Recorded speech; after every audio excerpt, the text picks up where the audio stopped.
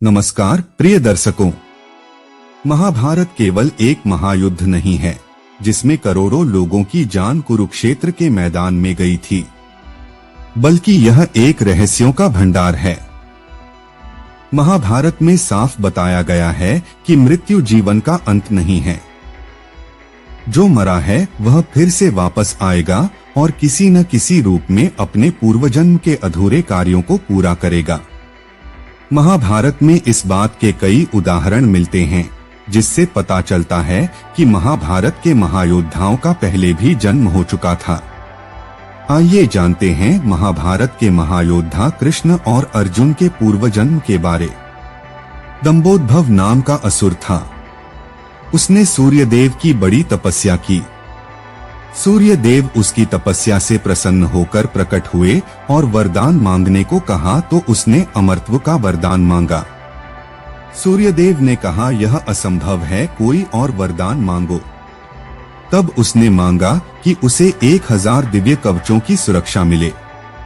इनमें से एक भी कवच सिर्फ वही तोड़ सके जिसने 1000 वर्ष तपस्या की हो, और जैसे ही कोई एक भी कवच को तोड़े वह तुरंत मृत्यु को प्राप्त हो। सूर्य देवता बड़े चिंतित हुए। वे इतना समझ ही पा रहे थे कि यह असुर इस वरदान का दुरुपयोग करेगा, किंतु उसकी तपस्या के आगे वे मजबूर थे। उन्हें उसे यह वरदान देना ही पड़ा। इन कवचों से सुरक्षित होने के बाद वही हुआ जिसका सूर्यदेव को डर था। दंभोद्भव अपने सहस्र कवचों की शक्ति से अपने आप को अमर मानकर मनचाहे अत्याचार करने लगा।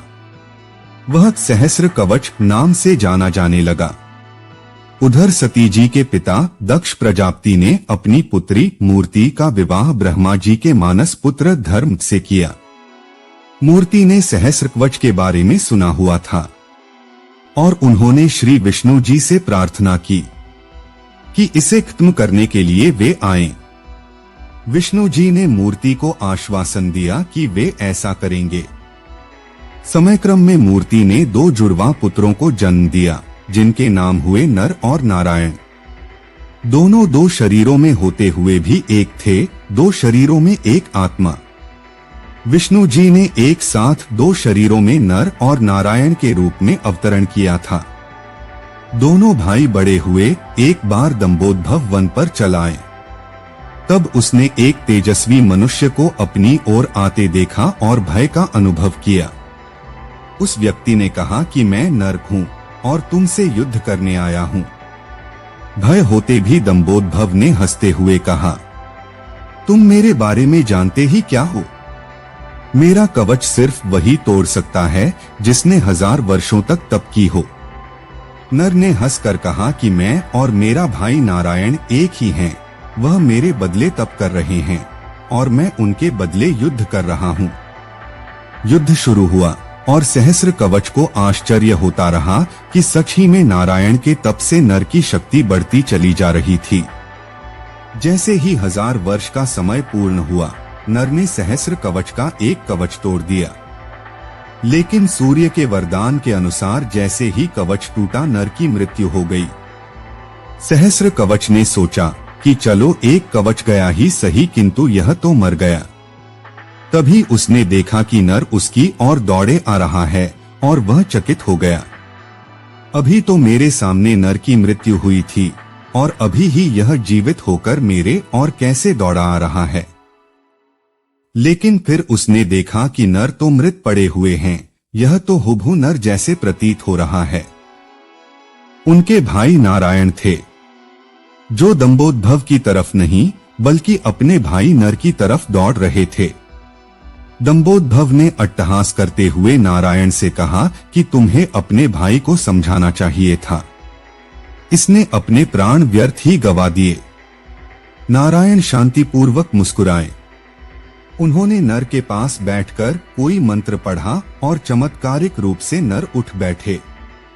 तब दंभोद्भव को समझ में आया कि 1000 वर्ष तक शिवजी की तपस्या करने से नारायण को मृत्युंजय मंत्र की सिद्धि हुई है, जिससे वे अपने भाई को पुनर्जीवित कर सकते हैं। अब इस बार नारायण ने दंभोद्भव को ललकारा और नर तपस्या में बैठे। 1000 साल के युद्ध और तपस्या के बाद फिर एक कवच टूटा और नारायण की मृत्यु हो गई। फिर नर ने आकर नारायण को पुनर्जीवित कर दिया और यह चक्र फिर चलता रहा। इस तरह 999 बार युद्ध हुआ। एक भाई युद्ध करता, दूसरा तपस्या। हर बार पहले की मृत्यु पर दूसरा उसे पुनर्जीवित कर देता। जब 999 कवच टूट गए तो सहस्रकवच समझ गया कि अब मेरी मृत्यु हो जाएगी। तब वह युद्ध त्याग कर सूर्यलोक भागकर सूर्यदेव के शरणागत हुआ। नर और नारायण उसका पीछा करते वहां आए और सूर्यदेव से उसे सौंपने को कहा, किंतु अपने भक्त को सौंपने पर सूर्यदेव राजी न हुए। तब नारायण ने अपने कमंडल से जल लेकर सूर्यदेव को श्राप दिया कि आप इस असुर को उसके कर्मफल से बचाने का प्रयास कर रहे हैं, जिसके लिए आप भी इसके पापों के भागीदार हुए और आप भी इसके साथ जन्म लेंगे इसका कर्मफल भोगने के लिए। इसके साथ ही त्रेतायुग समाप्त हुआ और द्वापर का प्रारंभ हुआ। समय बाद कुंती जी ने अपने वरदान को जांचते हुए सूर्यदेव के आवाहन किया और कर्ण का जन्म हुआ। लेकिन यह आम तौर पर ज्ञात नहीं है कि कर्ण सिर्फ सूर्यपुत्र ही नहीं है, बल्कि उसके भीतर सूर्य और दंभोद्भव दोनों हैं। जैसे नर और नारायण में 2 शरीरों में एक आत्मा थी, उसी तरह कर्ण के एक शरीर में 2 आत्माओं का वास है, सूर्य और सहस्रकवच। दूसरी ओर नर और नारायण इस बार अर्जुन और कृष्ण के रूप में आए। कर्ण के भीतर जो सूर्य का अंश है वही उसे तेजस्वी वीर बनाता है, जबकि उसके भीतर दंभोद्भव भी होने से उसके कर्मफल उसे अनेकानेक अन्याय और अपमान मिलते हैं और उसे द्रौपदी का अपमान और ऐसे ही अनेक अपकर्म करने को प्रेरित करता है। यदि अर्जुन कर्ण का कवच तोड़ता तो तुरंत ही उसकी मृत्यु हो जाती। इसीलिए इंद्र उससे उसका कवच पहले ही मांग ले गए थे। धन्यवाद दोस्तों, वीडियो को लाइक और सब्सक्राइब करें।